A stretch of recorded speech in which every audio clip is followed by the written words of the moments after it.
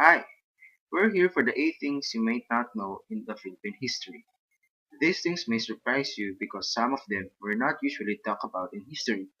So, let's start with Lapu-Lapu defeated Magellan with foreign help. Everyone knows about the Mactan rulers defeating the Spanish explorer despite the superior technology of the Europeans. Lost in history is the contribution of visiting Chinese, as recorded by Antonio Pigafetta, who chronicled the Magellan expedition's circumnavigation of the world. When we reached land, the natives had formed in three divisions to the number of more than 1,500 persons. When they saw us, they charged down upon us with exceeding loud cries. The musketeers and the crossbowmen shot from a distance for about a half hour, but uselessly.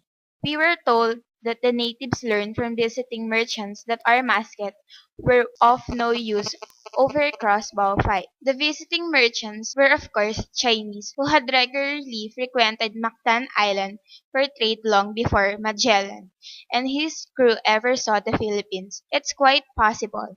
Coming from a society that had developed firearms over 300 years earlier, the Chinese knew about the lack of accuracy and effectiveness of gunpowder-based weapons over long range.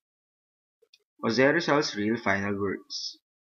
Everyone knows Rizal took a page from Jesus Christ, saying as his last words, consummatum est, or it is finished in Latin.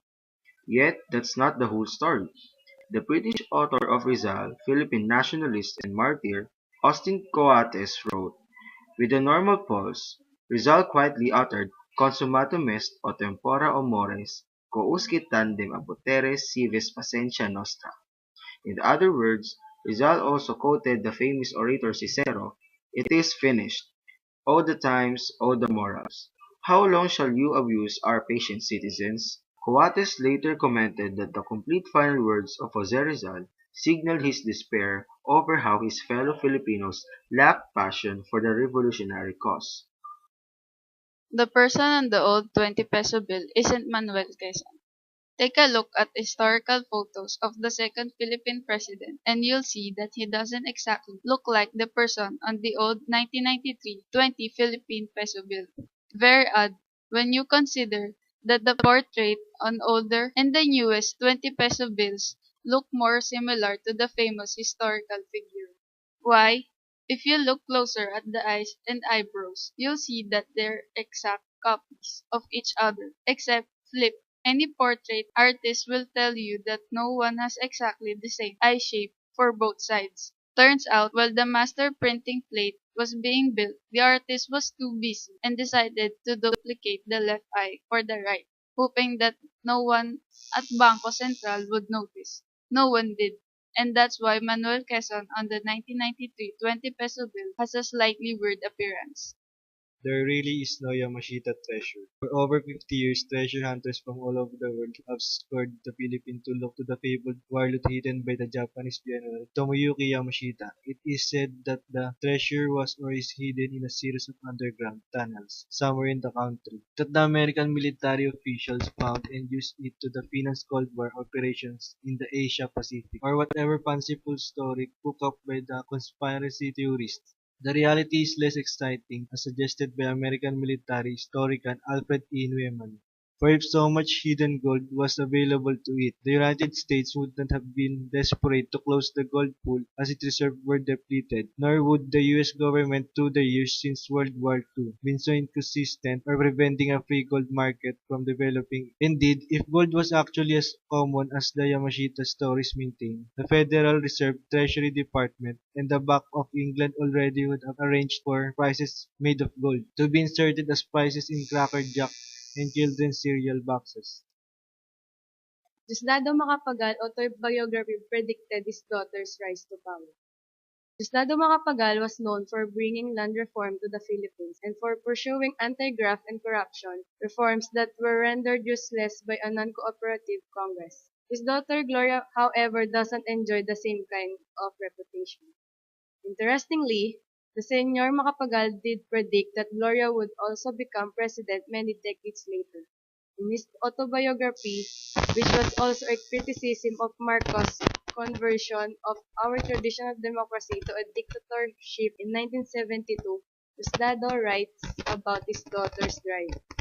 Because of my love for my children, I have always wanted them to be proud of me, which made me strive harder in my career. Gloria in particular, I hope to be a great role model for. From a younger age, she has shown an understanding of the intricacies of power, a knowledge of how to bring about a change for the better through an exceptional and innate gift of influence. Marcos was protecting Ninoy.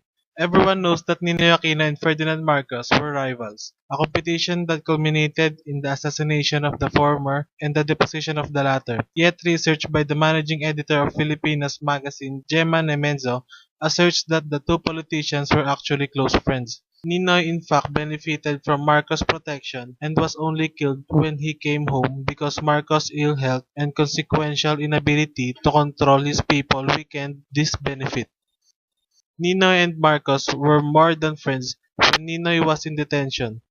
He and Marcos would speak with scrambler telephones during Marcos' state visit to the US in 1982. The two of them talked for an hour about good times. Marcos was actually considering Ninoy as his successor. He admired Ninoy for his being a courageous fighter and his vigor. They were on the same wavelength. The real reason the Manila Film Center was abandoned. It's commonly accepted that the reason the Manila Film Center was abandoned was due to the 1990 earthquake, which supposedly left the building unstable. What people are forgetting was that even before former President Ferdinand Marcos was ousted from power, the building already fell into disuse as of 1982. Yet, nobody actually knew the reason why. It turns out that one of the major propaganda material meant to glorify the Marcos regime hinged on the biopic entitled Marcos and the Golden Republic.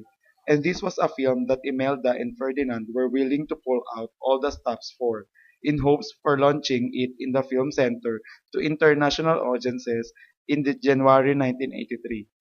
The script was penned by the late Lino Broca and set to star in the role of Ferdinand Marcos was the matinee idol Eddie Gutierrez. Unfortunately, at the last minute, Gutierrez, in a change of heart, bailed out on the project and left the Marcos biopic without a star to carry it and give it the gravitas it needed. With the project abandoned, there was little reason